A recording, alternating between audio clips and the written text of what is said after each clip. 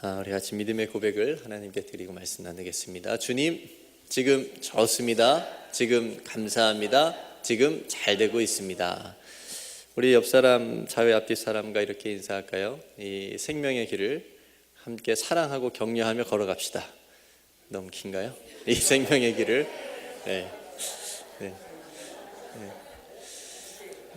이 정도는 소화되지 않나요? 네, 이 생명의 길을 서로 사랑하고 격려하며 걸어갑시다. 네, 얼마나 귀한지요. 옆 사람 보시면 귀하지요. 네, 이 사람 없었으면 어쩔 뻔했나, 그런 생각은 안 드시죠? 여러분 없었으면 어쩔 뻔했습니까? 그죠? 목사님 안 계셨으면 어쩔 뻔하고, 또 우리 권사님, 장로님들 안 계셨으면 어쩔 뻔했습니까? 우리 찬양단 없었으면 어쩔 뻔했어요. 네.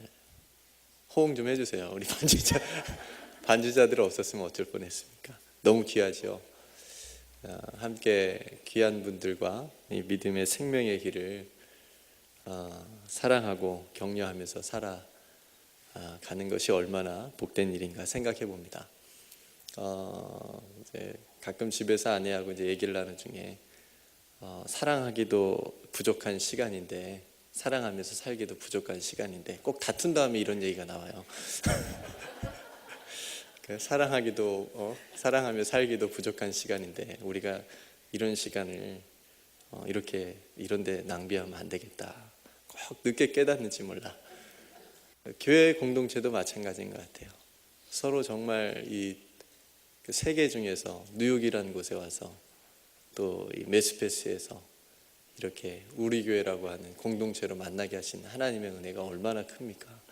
하나님께서 인도하시는 은혜가 너무 큰데, 이 안에서 우리가 서로 사랑하고 또 격려하면서 살아갈 그 시간도 부족한데, 그렇죠?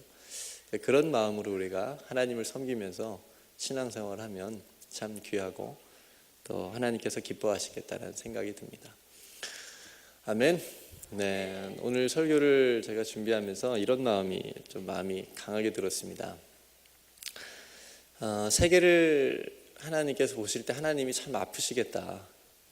하나님께서 이 세상을 보시면서 참 아프시겠다라는 생각이 들었습니다. 물론 노아의 시대는 너무나 죄악이 관영했기 때문에 하나님께서 진노하시고 화가 나는 시대였지만, 이 시대를 하나님께서 보실 때 물론 그런 죄가 넘치는 것도 있지만 너무나 세상이 아프니까 이 세상을 창조하신 하나님도 참 아프시겠다, 마음이 그런 생각이 들었습니다. 교회도 너무 아프지 않습니까? 이 시대 교회들도 참 많이 아픈 것 같아요. 또 여러 가지 하나님께서 원하지 않는 그런 일들 때문에 또 교회가 참 많이 아프고, 교회가 아프니까 당연히 성도들도 아프죠. 성도들도 참 아픈 그런 시대를 살아가고 있구나라는 생각이 들었습니다. 그럼에도 불구하고 하나님께서 교회를 통해서, 또 남은 자들을 통해서, 또 하나님께서 세우신 사람들을 통해서, 또 교회를 통해서 주시는 은혜가 있고 말씀이 있기 때문에, 소망이 있기 때문에 그걸 통해서 하나님의 나라를 이루어 갈 수 있으리라, 그런 믿음과 소망을 가져보게 되었습니다. 오늘 말씀의 제목은 하나님은 빛이시라라는 제목입니다. 하나님은 빛이시라.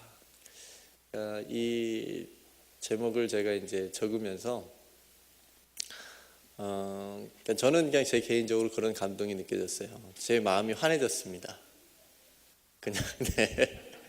그냥 제목만 읽어도 하나님은 빛이시라.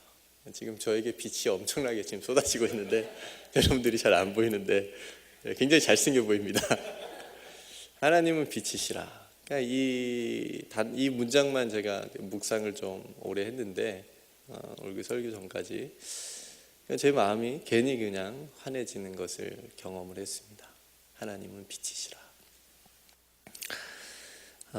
오늘 빛 대신 하나님을 이 예배 가운데 만나실 수 있기를 원하고, 또 여러분 마음 가운데 혹 어떤 어두운 마음이 있고 아픈 마음이 있다면 하나님께서 빛으로 위로하시고 격려해 주시기를 주님의 이름으로 축복합니다.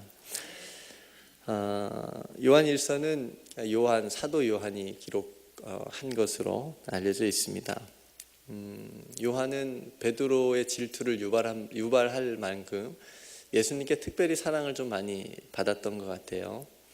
그래서 예수님의 제자 중에서도 사랑받는 제자였다라고 이렇게 기록이 되어져 있습니다. 그래서 사랑의 사도라고 하는 별명을 가졌죠. 요한 서신들을 보면 유독 사랑에 관한 내용들이 좀 많이 나와 있습니다. 여러분들이 이제 귀에 익히 잘 알려진 그런 문구가 있다면 하나님은 사랑이시라. 이것도 이제 요한 1서에 나오는 말씀이죠. 요한이 이 편지들을 쓸 때 교회와 성도들의 상황은 어땠을까? 굉장히 힘든 상황이었어요. 요한복음도 복음서 중에 가장 늦게 이제 8-90년도에 AD 8-90년도에 쓰여진 복음서도 뭐 서신서도 이제 사도 요한이 가장 인생의 말년에 쓴 서신서니까 대부분의 예수님의 제자들, 예수님을 경험했던 그 1세대 사도들, 제자들은 이제 거의 다 순교를 한 상태고 초대교회 믿음의 1세대들이 이제 거의 지나가고 후대들이 믿음과 교회를 지키던 때였습니다.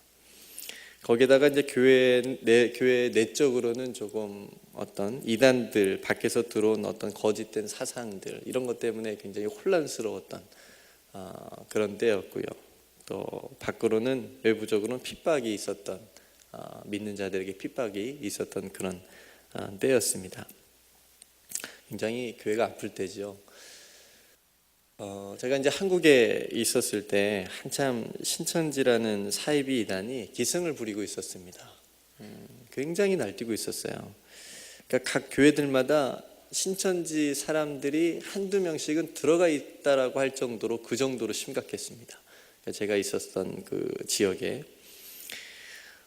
그래서 이 한두 사람이 교회에 들어가서 한 1-2년 정도 정말 열심히 신앙생활하고 교역자들에게 신임을 받고 성도들에게도 믿음을 주고 그러면서 이제 교사도 하고 구역장도 하고 이제 그러면서 교회를 점차 이제 자기네 쪽으로 이제 한두 사람씩 이끌어가는 이제 이런 작전을 신천지가 썼는데 그러다 보니까 교회 안에 신천지가 들어오는 것을 철저하게 경계했었습니다.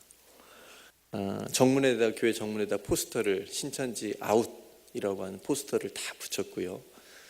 그 다음에 뭐 교회 안에서 있었던 교육들, 재직 수련회, 뭐 이런 세미나 이런 것들은 다 신천지에 맞춰져 있었습니다.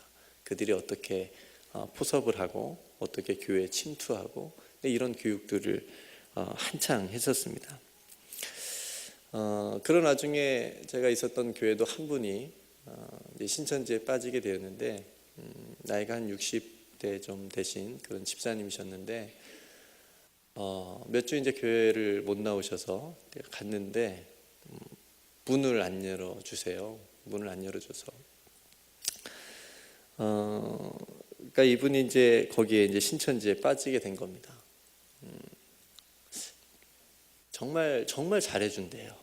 이제 나중에 얘기를 들어보니까 세상 다 줄 것처럼 그렇게 한대요. 여러분 이런 사람 조심하세요.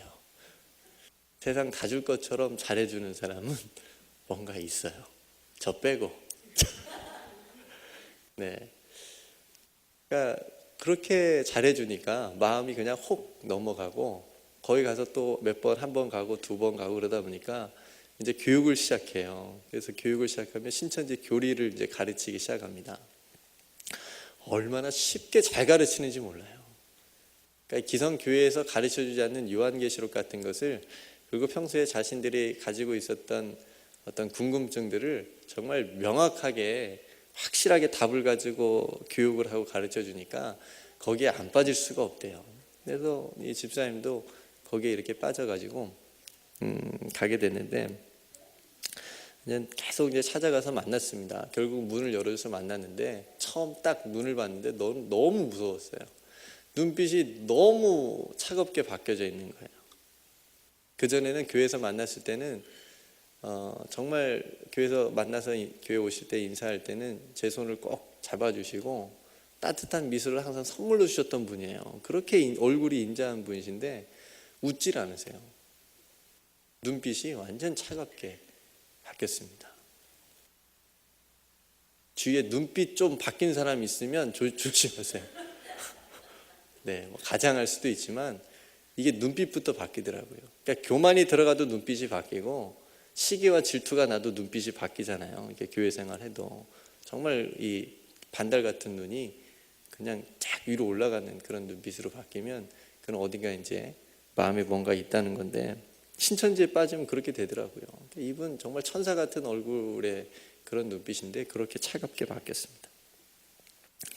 그러니까 사이비 이단의 영적 세뇌가 얼마나 무서운지 그때 봤어요. 아, 사람이 이렇게 바뀔 수 있구나. 나중에 다행히 이제 거기서 빠져나오셔가지고 다시 이제 교회 오셔서 신앙생활 잘 하시는 것까지 보고 이제 제가 교회를 나오게 됐는데, 상황이 그렇다 보니까 그렇게 사이비 이단들이 활개를 치다 보니까 교회 안에 이런 눈들이 생긴 거예요. 새 신자가 오면 저 사람 신천지에서 온 거 아닌가. 저조차도 그러더라고요. 제가 그때 새가족부를 맡고 있었는데 그전에는 새가족이 오면 새가족부에서 정말 파티했어요. 오늘도 한 영혼을 하나님께서 보내주셨어요. 너무 감사하고 새가족부 권사님들 얼마나 좋아하셨는데, 근데 그때는 새가족이 딱 오면 얼굴이 그렇게 좋지 않아요. 어디서 왔는지, 왜 왔는지, 누가 인도했는지 이거부터 다 체크를 하는 거예요. 아, 이렇게 교회 분위기가 바뀔 수 있구나. 사이비 이단이 이렇게 무서운 거구나. 그때 또 느꼈습니다. 스스 왔다 그러면 더더욱 의심했고요. 그래서 이전 교회에 다녔던 것도 확인을 철저하게 하고 정말 그 교회 다녔었는지 전화도 했었고요. 그러니까 이런 것이 무서운 거죠. 서로 의심하고, 그렇죠? 서로 처음부터 마음의 문을 열지 않고 대하는 것, 또 분열되게 만드는 것, 그런 것들을 아마 노렸겠지요. 기독교 언론에도 한번 나왔지만 이런 이단이 들어와서 들어온 목적 중에 가장 큰 목적 중에 하나는 교회를 완전히 이제 와해시키는 겁니다. 그래서 어떤 분열이 있는 교회에 들어가면 훨씬 더 이들이 효과적으로 이렇게 활동을 하는데, 이 분열이 있으면 한 곳에 이쪽을 신천지화 모함을 합니다. 당신들 교회를 그렇게 어지럽히니까 당신들 신천지일 거야 하면서 모함을 해가지고 힘이 좀 센 쪽이 조금 약한 쪽을 그냥 그렇게 몰아내버리는 그런 것들도 있었습니다. 한국 교회 안에 한창. 그게 이제 기독교 언론에서도 나왔던 일인데, 이러니까 교회가 얼마나 아픈 시대고 힘든 시대였습니까? 아마 지금은 교회들마다 많은 교육이 돼서 흔들리지 않을 것 같습니다만은, 제가 뉴욕에 오니까 뉴욕은 당연히 뉴욕에도 있을 줄 알았더니 뉴욕은 별로 없더라고요. 그래도 사이비 이단들이 하도 자기네들끼리 막 싸우니까 이단하고 싸워야 되는데 하도 자기네들끼리 싸우니까 이 이단이 들어올 틈이 없었나 봐요. 이런 안타까운 일도 있습니다만은, 아무튼 사도 요한의 시대에도 이런 사상들이 들어와가지고 사이비가 들어와가지고 굉장히 어려움을 겪었던 그런 시대적 상황이 있었습니다. 그래서 요한이 생각한 게 그거예요. 다시 교회를 회복시키고 성도들을 다시 회복시킬 수 있는 것이 뭔가, 그 잘못된 가르침에서 다시 하나님 앞에 서게 할 수 있는 게 뭔가. 그래서 예수 그리스도를 선포할 수밖에 없었습니다. 다시 복음을 선포할 수밖에 없었습니다. 그거밖에 없구나라고 생각이 되었던 거죠. 이들의 가르침에 흔들렸던 성도들, 그리고 영적으로 1세대 어떤 신앙의 뜨거움을 가졌던 선배들, 부모 세대가 다 이제 가고, 자신들이 신앙을 가지고 이어서 가져가는데 자신들의 신앙은 그렇게 뜨겁지 않고, 또 신앙생활을 오래 했지만 침체되어 있고, 그런 영적 복음의 열정이 사라진 성도들, 또 신앙을 가지고 있는데 기쁨을 누리지 못하는 성도들, 교회 안에 신앙생활이 종교생활로 바뀐 성도들, 그래서 편한 세상을 동경하면서 교회 안에 있으면서도 세상을 동경하면서 살아가는 그런 성도들, 그래서 사도 요한이 세상에 있는 것이나 이 세상을 사랑하지 말라라고까지 얘기하지 않습니까? 정말 이 복음의 믿음의 힘을 잃어버린 그런 성도들에게 필요한 게 뭔가, 복음이라고 생각했던 겁니다. 예수님이 누구신가를 다시 증거한 겁니다. 편지를 써서. 그러니까 참된 생명의 회복이라고 하는 것이 프로그램으로 되는 것도 아니고 복음으로 되는 거다라고 하는 것을 지금 이 요한 서신을 통해서 우리에게 다시 말씀해 주고 있는 거죠. 그래서 복음을 통해서 요한은 다시 성도들을 일으키기를 원했습니다. 회복시켜 주기를 원했습니다. 지친 성도들에게 하나님의 사랑을 무엇인지를 다시 깨닫게 해주기를 원했고, 그래서 위로해 주고 격려해 주기를 위해서 이 편지를 썼다고 봅니다. 성도 여러분, 어떤 힘든 일을 만났을 때 그 해결책이 뭐냐면 그것이 사랑임을 깨달을 때가 있지 않습니까? 그러니까 어떤 깨어진 관계가 그 관계 회복도 사랑일 때 그것이 온전한 회복이 일어나는 것을 보게 됩니다. 사랑하게 되면 회복되는 겁니다. 하나님 사랑하게 되면 우리 마음이 회복되는 겁니다. 성도를 사랑하게 되면 교회가 회복이 되어지는 겁니다. 우리 옆 사람에게 한번 고백할까요? 우리 교회는 좀 이렇게 낯간지러운 것이 있어가지고 어떤 분이 그런 것 좀 하지 마세요 목사님 그러는데, 이건 한번 합시다. 옆 사람에게 당신을 내가 진짜 사랑합니다. 네. 안 사랑하면 안 하셔도 돼요. 억지로 할 필요는 없고요. 네. 아유, 얼굴까지 쓰다드시면서 저 정도 사랑하면 끝난 거야. 그죠? 저 정도 사랑하면 이제 게임은 오버된 겁니다. 뭐 거기에 뭐 미움이나 이런 게 들어올 틈이 없는 거죠. 사랑하면 회복이 일어나는 겁니다. 그러니까 요한은 예수님을 이제 증거를 하고 예수님이 어떤 분이신지를 설명을 하기 시작하는데, 생명의 말씀임을 증거하면서 시작을 하고 있죠. 그러니까 요한복음 1장 1절을 시작하면서 여러분들 기억하시겠지만 태초에 말씀이 계시니라, 이 말씀이 하나님과 계셨으니, 이렇게 시작하지 않습니까? 그러면서 예수님을 말씀으로 소개하고 하나님과 함께 계신 생명의 말씀으로 지금 사도 요한이 증거하고 있는 겁니다. 그러니까 요한은 이 생명의 말씀 대신 예수님에 대해서 들었고 그 다음에 보았고 손으로 만진 바 되었다고 말합니다. 왜냐하면 요한은 실제적으로 예수님하고 동고동락했고 따라다녔으니까, 그렇죠? 손으로 만진 바도 됐고 말씀도 직접 들었고 눈으로도 직접 봤고, 그러니까 요한이 예수님과 함께 있었던 때를 떠올렸던 것 같아요. 이 편지를 쓰면서 자기가 손으로 만졌고 예수님을 실제로 봤고 이런 부분들을 떠올리면서 이 편지를 썼겠지요. 그분이 하나님의 아들로 이 땅에 오셨고, 우리 백수사님 아까 기도해 주신 것처럼 우리 죄를 용서하시기 위해서 구원하시기 위해서 이 땅에 오셔서 십자가에 달리신 그 예수님을 자신이 직접 눈으로 봤고 손으로 만졌던 그때, 그것이 예수님에 대해서 희미해져가는 기억 속, 예수님이 누구시고 어떤 일을 했는지 자신의 그 생각 속에, 마음 속에, 믿음 속에 희미해져가는 그 성도들에게 그것이 역사적인 사실이다라고 하는 것을 다시 한번 분명하게 말하고 있는 거죠. 우리가 어떤 거에 익숙해져 가게 되면 정말 중요한 것을 놓칠 때가 있습니다. 어떤 일을 참 오래 하게 되면 뭐 하고 있는지 가끔 방향을 잃어버릴 때도 있는 것 같습니다. 그래서 다시 원래 있었던 자리를, 내가 있어야 될 자리를 뒤돌아보기도 하고, 내가 무엇을 해야 되는지, 무엇을 전해야 되는지, 어떻게 살아야 되는지를 다시 한번 생각해 볼 때가 분명히 있어야 된다고 생각하는데, 지금 요한의 시대의 교회와 성도들의 자리가 바로 그런 자리였죠. 예수님에 대해서 다시 한번 생각해 봐야 됐고, 복음이 무엇인지를 다시 한번 들어야 됐었던 그런 때였던 거죠. 이때에 사도 요한이 예수님에 대해서 얘기하고 있는 겁니다. 여러분, 우리는 요한처럼 예수님을 만지지는 못했지만 우리는 예수 그리스도에 대해서 들었습니다.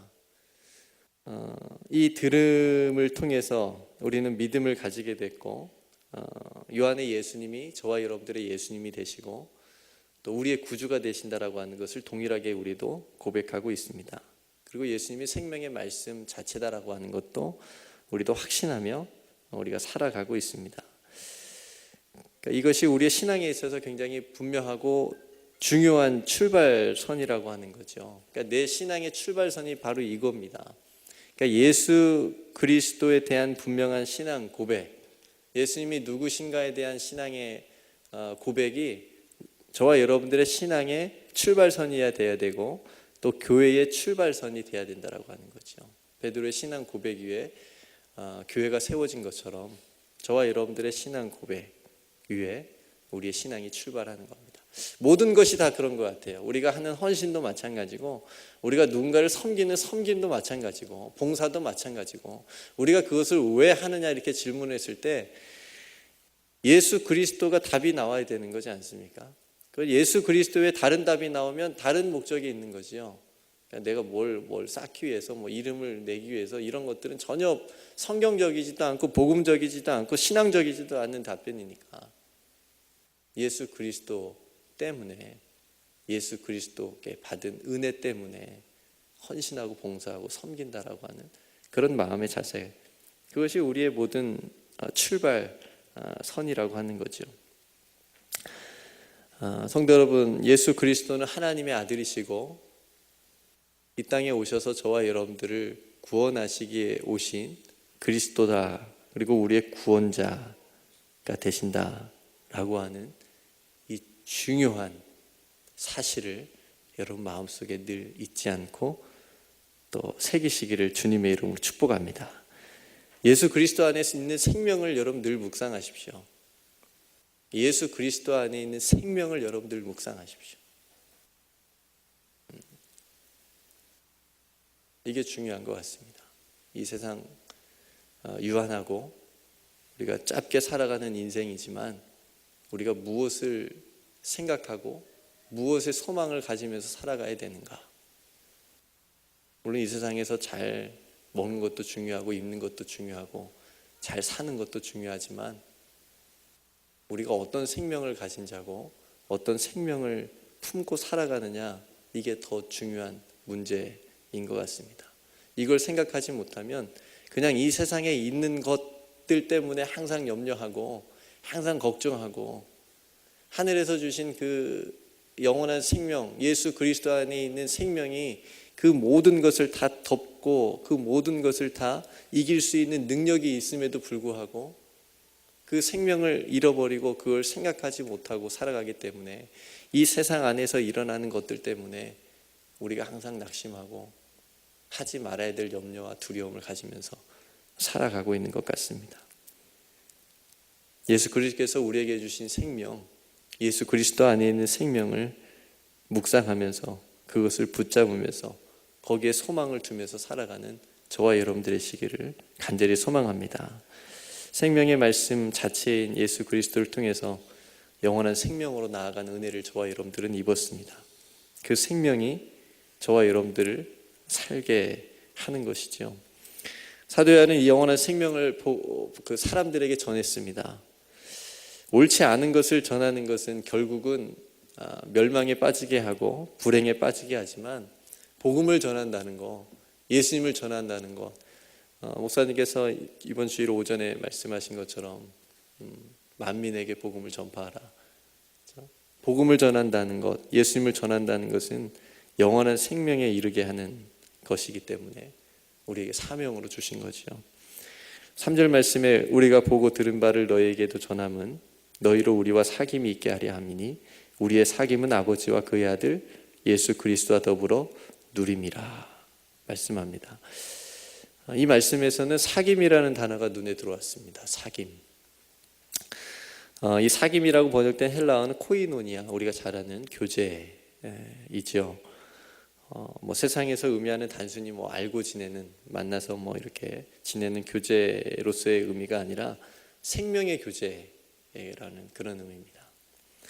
그러니까 주님은 내 안에 그리스도가 계시는 그 사귐의 의미, 그리고 하나님께서 저와 여러분들을 안에 계시는 그런 교제, 그런 사귐. 하나님께서 이 예배당 가운데, 오늘 이 예배 가운데 함께 계신다라고 하는 그런 교제, 우리 가정 가운데 하나님께서 계신다라고 하는 그런 사귐, 생명의 복음을 통해서 하나님과 깊은 사귐이 있고, 예수 그리스도와 깊은 사귐이 있고, 교회와 깊은 사귐이 있고, 성도와 성도 사이에 깊은 이런 사귐이 있을 때 참 복되고 평안한 삶이 시작되는 겁니다. 여기 이 사귐에 어떤 사귐이라도 좀 문제가 발생하게 되면 그때 좀 영적으로 힘들어지는 것 같아요. 사실 세상적으로 힘든 것은 그것 때문에 힘들어 할 수도 있고, 그것 때문에 우리 인생이 어떻게 막 무너지고 막 그러지는 않을 것 같은데, 우리가 그런 것 가지고 늘 주님 앞에 나오는 경향이 있는데, 정말 더 중요하게 생각하고 우리가 하나님 앞에 더 간절하게 가지고 나와야 되는 기도의 제목이 바로 이건 것 같아요. 영적인 사귐에 대한 문제인 것 같습니다. 이것이 더 크고 중요한 문제인 거죠. 나는 하나님과 어떤 사귐을 가지고 있고, 나는 교회와 어떤 사귐을 가지고 있고, 나는 성도하고 어떤 사귐을 가지고 있고. 그러니까 이 기도 제목으로 하나님 앞에 나오는 것이 더 중요한 것 같습니다. 이 사귐이 잘 되었을 때 영적인 기쁨이 있는 거죠. 하나님께서 주신 기쁨이 있습니다. 그러니까 예수님을 믿는 자에게는 이 기쁨이 있는 겁니다. 환경이나 어떤 여건이 이 기쁨을 빼앗아 가지 못하는 겁니다. 그러니까 예수님 믿는 사람에게는 뭐가 있어요? 기쁨이 있어요.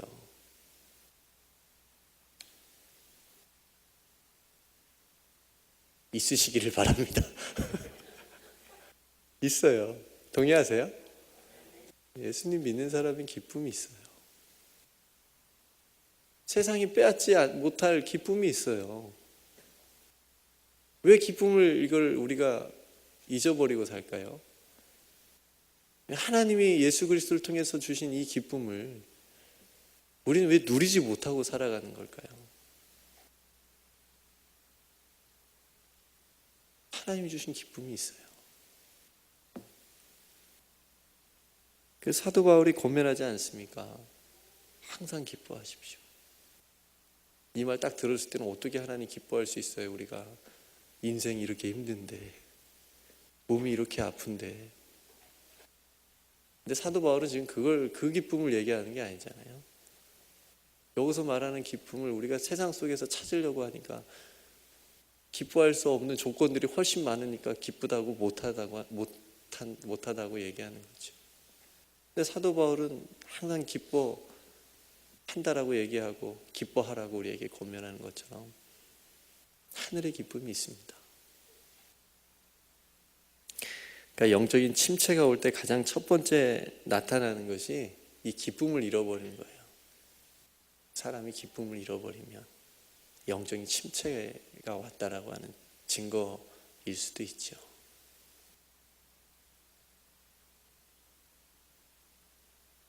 항상 이런 말을 여러분들이 들으셨으면 좋겠습니다. 당신은 뭐가 그렇게 좋아서 항상 기뻐요?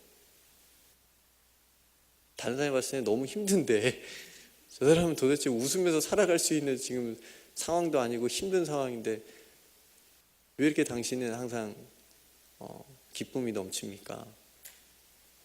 예수님이 주신 기쁨이 있어서입니다. 이렇게 대답할 수 있는 게 정상적인 하나님께서 주신 은혜라고 생각이 되어집니다. 이 기쁨이 여러분 삶 가운데 충만하기를 주님의 이름으로 축복합니다. 여러분 무엇 때문에 기쁘십니까?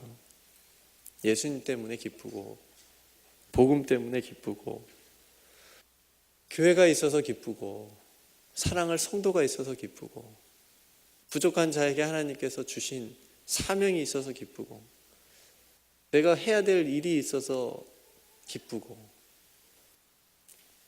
하나님의 나라와 의를 위해서 뭔가 할 수 있는 일이 있어서 기쁜 그런 삶으로 우리가 회복이 되어졌으면 좋겠습니다.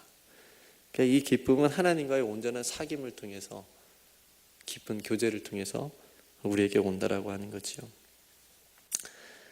이 깊은 하나님과의 사귐, 교회와의 사귐, 성도와의 사귐이 깨어지지 않고 정말 튼튼하게 이렇게 메어져 있을 수 있는 그런 신앙생활이 되셨으면 좋겠습니다. 마지막으로 요한은 5절 말씀에 우리가 그에게서 듣고 너에게 전하는 소식은 이것이니, 그러니까 요한이 듣고 전하는 거예요.